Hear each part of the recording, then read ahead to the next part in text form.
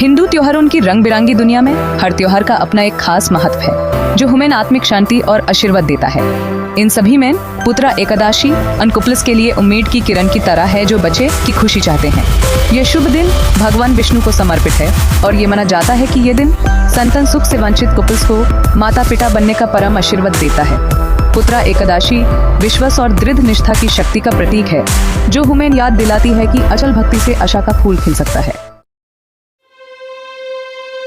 एक बार की बात है, भद्रावती के शानदार राजा में सुकेतुमन नाम के एक भले और न्यायप्रिय राजा का शासन था। वह अपनी प्रजा से बहुत प्यार करते थे और अपनी बूढ़ी और दयालु प्रवृत्ति के लिए जाने जाते थे। हालांकि उनके शासन पर दुख का साया था। राजा सुकेतुमन और उनकी प्यारी रानी शैव्या संतान सुख से वंचित थे। बच्चे की कमी ने राजा पर दुख का माहौल बना दिया था और भविष्य अंधेरे में डूबा हुआ था। रानी शैव्या अपने दिन प्रार्थना और दान पुण्य करने में बिताती थी, ये आशा करते हुए कि उन्हें देवों की कृपा प्राप्त हो।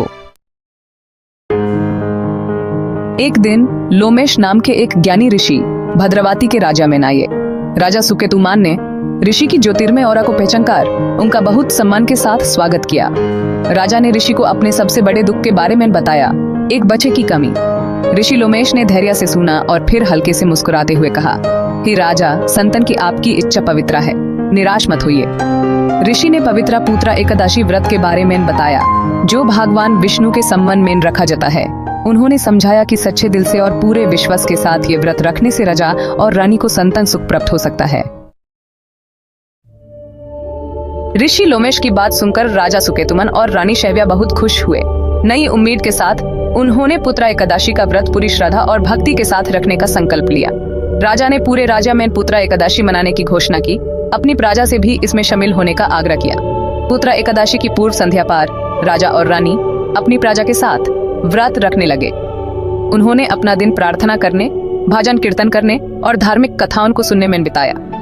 जैसे जैसे दिन ढला, रात हुई, दे रिमेन्ड अवेक, उनके दिल उम्मीद और अपेक्षा से भरे हुए। अगली सुबह पूजा अर्चना करने और व्रत तोड़ने के बाद राजा सुकेतुमन और रानी शैव्या उत्सुकता से किसी शुभ संकेत की प्रतीक्षा कर रहे थे। मनो उनकी श्रद्धापूर्ण प्रार्थनाओं का जवाब देते हुए एक दूत खुश खबर लेकर आया। रानी गर्भवती थी। भद्रावती का राजा खुशी से झूम उठा। कुछ समय बाद रानी शैव्या ने एक स्वस्थ बच्चे को जन्म दिया। राजकुमार के आगमन ने राजा पर छाए हुए साल भर के दुख को दूर कर दिया और उसकी जगह खुशियों का माहौल बन गया।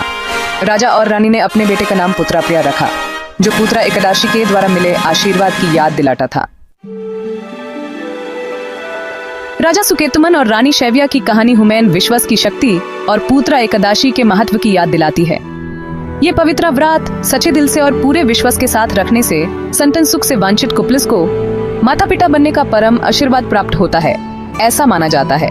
लेकिन पुत्रा एकादशी सिर्फ उन्हीं के लिए नहीं है जो बच्चे चाहते हैं। ये दिन सभी के लिए है ताकि वे देवों से जुड़ सकें, अपने परिवार के लिए आशीर्वाद प्राप्त कर सकें और जीवन के प्रति कृतज्ञता प्रकट कर सकें। ऐसा माना जाता है कि पुत्रा एकादशी रखने से बच्चों को लंबी उम्र, अच्छा स्वास्थ्य और समृद्धि मिलती है। पुत्रा एकादशी का पालन व्रत के प्रति समर्पण के दृढ़ संकल्प के साथ शुरू होता है।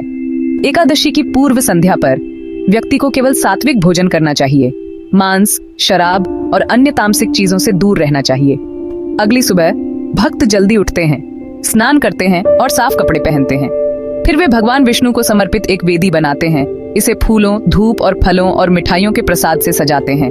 पूरे दिन भक्त कड़ाई से उपवास रखते हैं, सभी प्रकार के भोजन और पानी का त्याग करते हैं। वे अपना दिन भगवान विष्णु को समर्पित मंत्रों का जाप करने, धार्मिक प्रवचन सुनने और प्रार्थना करने में बिताते हैं। प्रार्थना करने और किसी भी अपराध के लिए क्षमा मांगने के बाद अगली सुबह पुत्रा एकादशी का व्रत तोड़ा जाता है। पुत्रा एकादशी का पालन विश्वास की यात्रा है, विश्वास की शक्ति का प्रमाण है और जीवन के दिव्य उपहार का उत्सव।